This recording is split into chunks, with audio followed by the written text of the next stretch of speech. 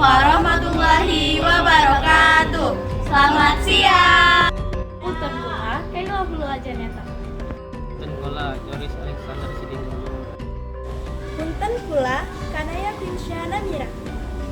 Punten kula, Kairin Zakira Atifah. Punten kula, Mareta Putri Natasha.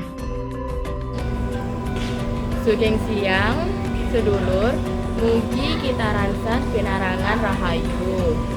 Dinten mineka, kula bade nyariosaken Mataram kuno, kerajaan ageng ing tanah Jawa. Matur nuwun. Kerajaan Mataram kuno atau yang juga dikenal dengan nama Kerajaan Medang adalah kerajaan bercorak Hindu-Buddha yang berkuasa sekitar abad ke-8 sampai ke-11 Masehi. Kerajaan ini berpusat di sekitar Jawa Tengah, tapi kemudian berpindah ke Jawa Timur. Kerajaan Mataram kuno dikenal dengan peninggalan candi megah yang membanggakan Indonesia di mata dunia, seperti Borobudur dan Prambanan. Era Mataram kuno sering disebut sebagai periode peradaban Jawa kuno, di mana budaya, kesenian, arsitektur Jawa mencapai masa keemasannya. Gaya kesenian Jawa saat itu menyebar ke wilayah kekuasaan Sriwijaya di Sumatera hingga daerah selatan Thailand dan Angkor di Kamboja. Pengaruh kekuasaannya juga terasa hingga di Bali, Filipina, dan Khmer di Kamboja.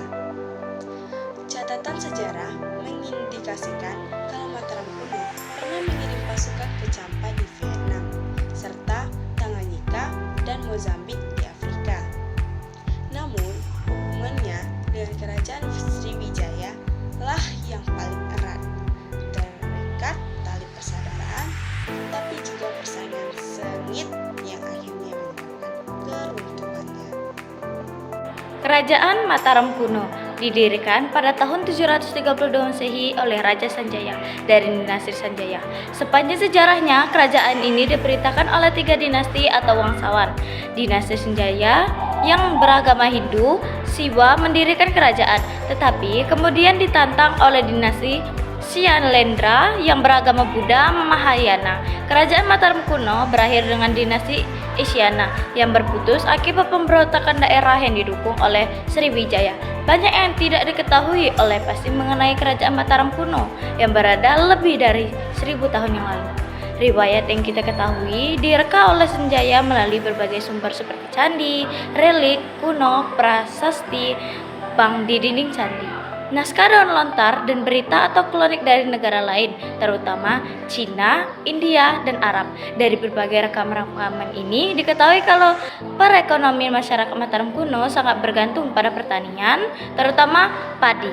Namun, perdagangan laut juga berkembang menjadi seperti di kemudian hari. Mata uangnya disebut masa dan nahil, yang berupa koin perak dan emas. Saat itu belum ada, hanyalah istana yang dikelilingi desa-desa yang berpendudukan pada serta sawah dan ladang. Masyarakat berbagai jadi bangsawan, pelayan istana, rohani, dan rakyat biasa. Rekaman tertua mengenai kerajaan ini tercantum di Prasasti Cangang yang didirikan pada tahun 732 Masehi. Prasasti ditulis dalam bahasa Sangskreta dengan huruf Pandalawa. Dari prasasti ini diketahui kalau Sang Ratu Sanjaya, seorang pakai Mataram, pemerintahan pendiri Lingga di atas gunung Wukir. Sanjaya adalah keponakan Raja Sana, penguasa Jawa yang dikalahkan oleh Purbasora dari kerajaan Galuh. Setelah Sanjaya wafat, ia digantikan oleh Rakai Pananggaran yang beragama Buddha. Pananggaran dikenal sebagai pembangun keraton yang mendirikan banyak sekali bangunan megah, termasuk Candi Kalasan, Sari, dan Ratu Bogo.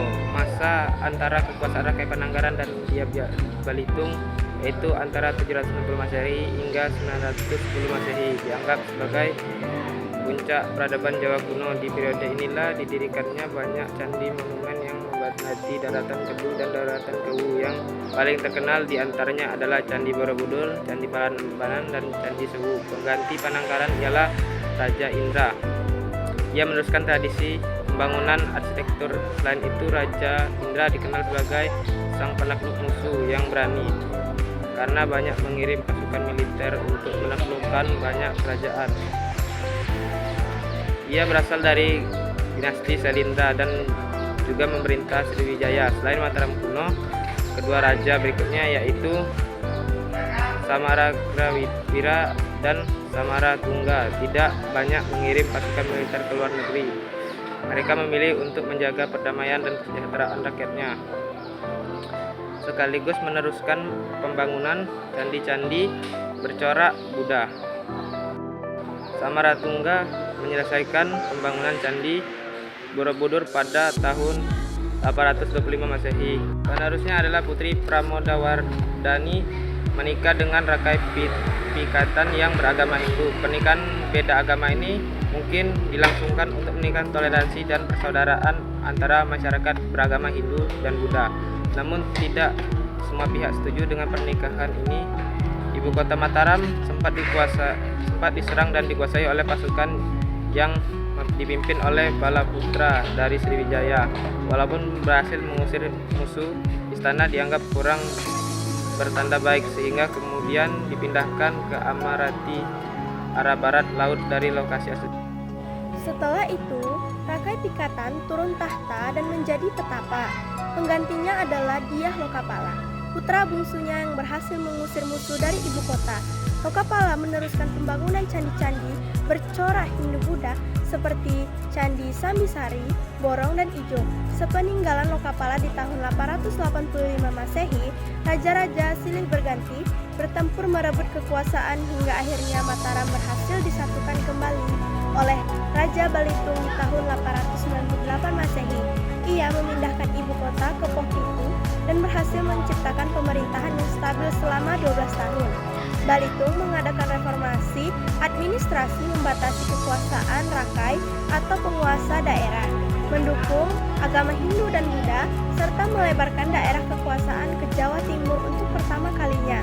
Beberapa raja memerintah dari Pokpitu sebelum ibu kota dipindah lagi ke Mataram oleh Raja Wawa.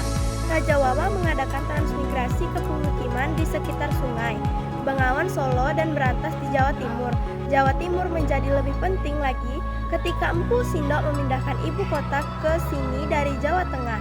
Memindahkan ini mungkin disebabkan oleh letusan gunung berapi, wabah penyakit, perebutan kekuasaan, atau faktor kepercayaan. Namun, banyak ahli sejarah berpendapat kalau alasan yang terkuat adalah pergeseran arah perekonomian maritim.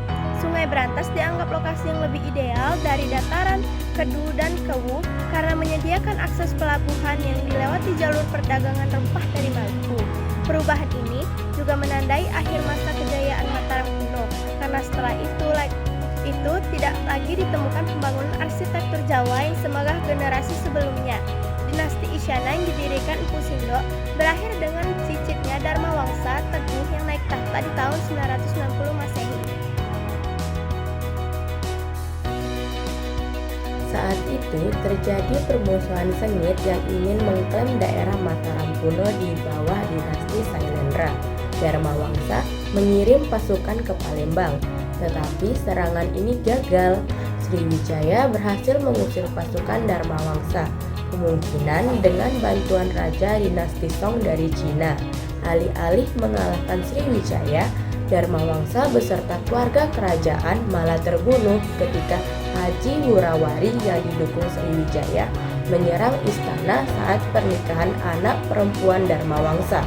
Dengan peristiwa yang dikenal sebagai Pralaya Mataram ini, berakhirlah kerajaan Sriwijaya. Namun, garis keturunan Isyana terus berlanjut melalui Airlangga, yaitu keponakan Dharma Wangsa yang mendirikan kerajaan Medang Kahuripan di tahun 1019 Masehi.